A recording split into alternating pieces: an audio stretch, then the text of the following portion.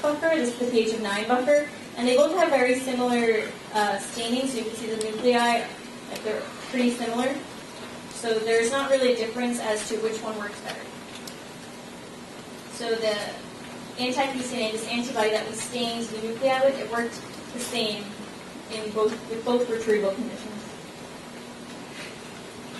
So basically the summary is that we took the anti-BCNA antibody and we stained it in a mouse tissue and a human tissue. And the human tissue did not work. So we took the mouse tissue and we tested it with paraformaldehyde and Paxgene, which are two different fixation methods. And they both ended up working equally as well.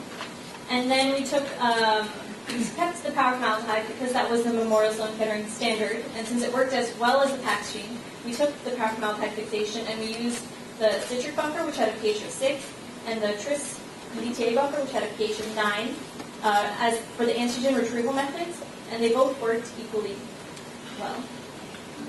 So basically that's what our conclusion was, is that the anti-BCNA works well in mouse tissue, equally well with either fixation or retrieval methods. So basically the standard that the Memorial Sloan Kettering Lab is using, which is anti-BCNA with paraformaldehyde and citric buffer, that is, I guess, that's perfectly fine because there's no way that it could have worked better with the other options that the lab had. So that was our conclusion. Here's some references. Acknowledgements. I'd like to thank everybody at the Molecular Cytology Core facility, Dr. Manova, Alex, the whole facility, the Memorial Sloan Kettering Cancer Center, Dr. Staff, my school, which introduced me to HCS. And thank you all for listening. Does anybody have any questions? Any more questions?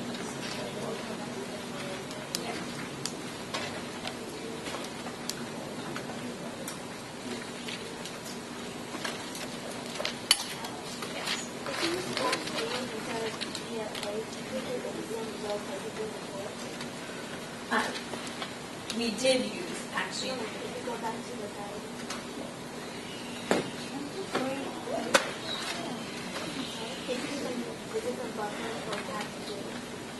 Different buffers. You know, I don't think we would get different results. It's just not my expert opinion, but because they worked equally as well, I would assume that it would work the same way. I don't really know. I'm not an expert in this field. I don't have a PhD like my mentor did, but that'd just be my opinion. Because it reacted the same way for mouse tissue to both fixation methods.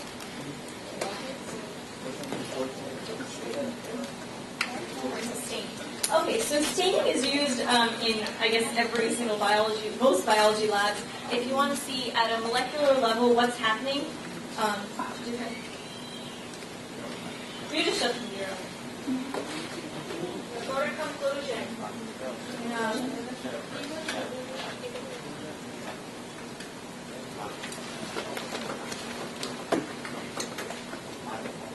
What?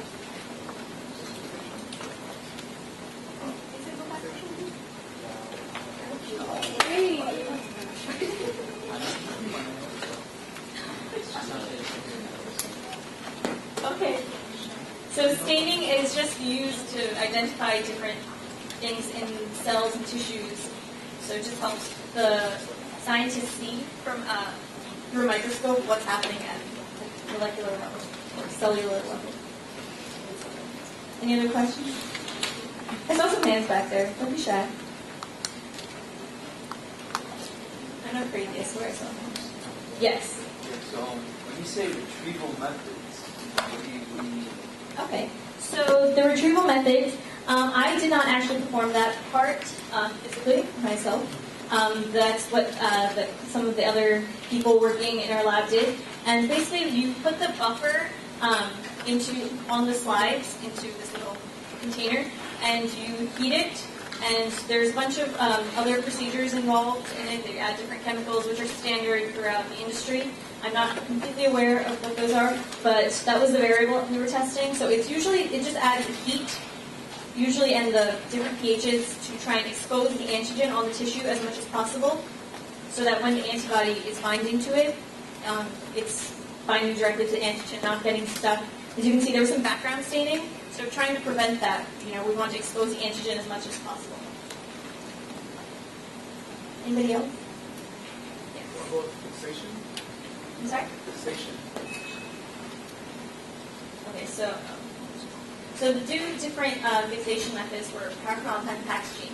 So basically, they're just different chemicals that the lab gets, and we go back to the picture all the way back here. And fixation is just a way for the lab to preserve the tissue. It's kind of like this waxy material, and all it does is when you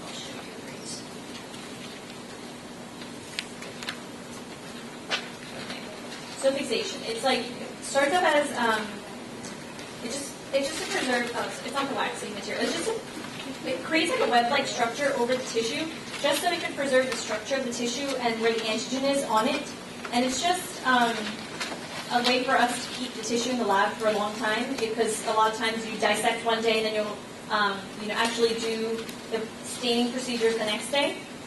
So just to preserve the structure of the tissue, it's just forms like a web-like coating on top of the tissue, between the tissue, so it holds its shape.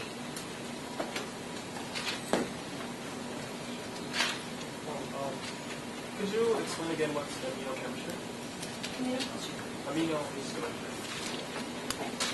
So histology and immunohistochemistry, they're just different, fields of study, sort of. So histology is when we're actually studying the anatomy, the microscopic anatomy of the cells and tissues of these plant animals, like the actual anatomy of each cell and each tissue. And immunohistochemistry allows us to actually see at a deeper level where everything is, different colors, when we stain, and the distribution of these antigens. So it just allows us, just basically just the terminology for the type of study it is, looking at antigens and antibodies through the microscope to see where they are in the tissue. Anybody else? Any other questions?